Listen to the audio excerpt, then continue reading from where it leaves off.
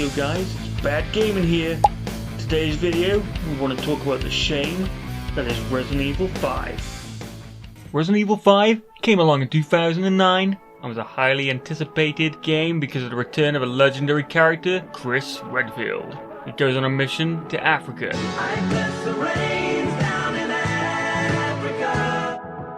To find his partner, Jill Valentine, who goes missing in some DLC that you didn't even get to play unless you actually paid for it. Already shameful, right?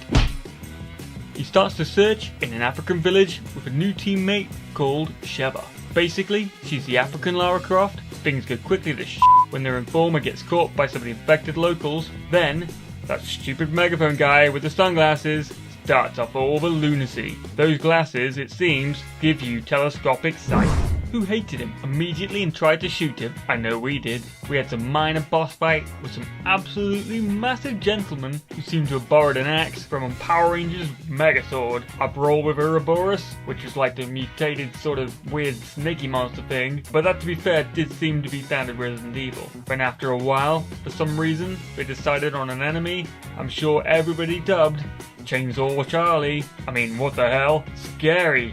Hell yes. But why did they choose that guy? The game already showed there's insane monsters, but why some chainsaw guy with a bag on his head, who for some reason, some crazy reason, hates you with a passion on par with the legendary nemesis from Resident Evil 3. And he's like, I'm gonna cut your bloody head off.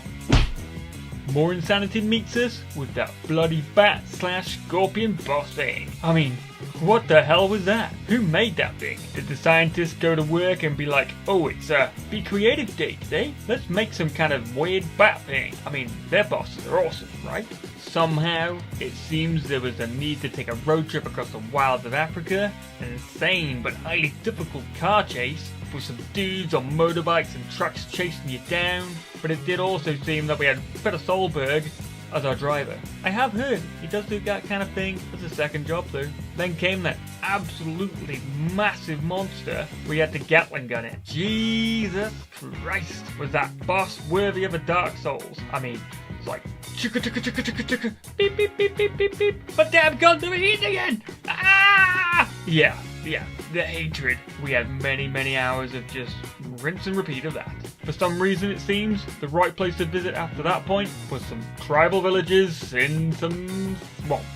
Why? Why did we even go there? Other than getting your asses handed to us by some oogla boogla dude from Crash Bandicoot, there didn't really seem to be any reason to be there. The oil fields were next, where it seemed that Tricell, the bad guy organisation that was working with the disbanded Umbrella, was using the place as a big cover-up. And clearly, they were using the place to help fund their ventures. Must be quite expensive, being a dodgy organisation. Then, the return of our beloved Chainsaw Charlie. We then head on over to a boss fight with possibly the second most shameful bad guy in Resident Evil history, a guy called Irving. Yup, who the hell was that? Boring, that's who. But he turns himself into some kind of Loch Ness monster, and you battle him on a boat with guns. That's all I remember of him, so yeah, he's a bit shameful. The Catacombs. Why? How did Catacombs become the entrance to a secret lab? Yes, where traps were placed with monsters and massive puzzles just to stop randomers from entering the place. I can only imagine the board meeting with the guy who come up with that. So Bob, how are we gonna protect our secret lab? Gates and some guards? Well, I was thinking that some catacombs are down here, yeah? Well, hear me out. Dig in some of the catacombs, rig the whole thing with a bunch of traps, stick some monsters in there. Yeah, monsters are good. How about mirror puzzles? I do love puzzles. The safest houses, right? That guy went places. Well, after that, what we had was a brawl with Wesker and Jill, where we'll add are absolutely awesome. The best thing about Resident Evil 5. I mean, Wesker, he rocks up in some kind of getup from the catwalks of Paris, and he rocks it well. This ends up with you having to rip off some kind of jewel-looking device from the scantily clad and now blonde Jill Valentine, cue lots of low-cut boob shots, and a seemingly reasonable excuse to pretty much grope her. Win-win, right? Resident Evil 5 had all the ingredients for a belter of a game, but used plastic meat in a classic sausage and mash recipe.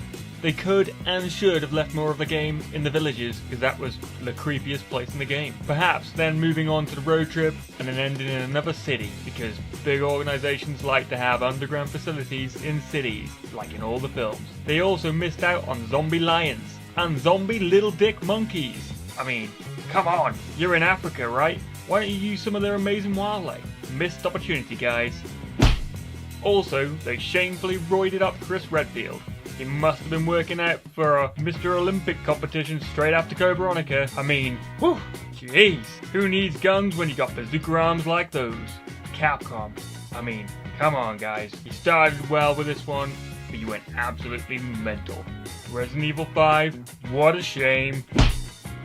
So guys, if you enjoyed today's video, please hit that subscribe button, and we'd love you to comment in the comment section, particularly the theories on how Wesker could survive. Why not check out some of our other content, like these videos here?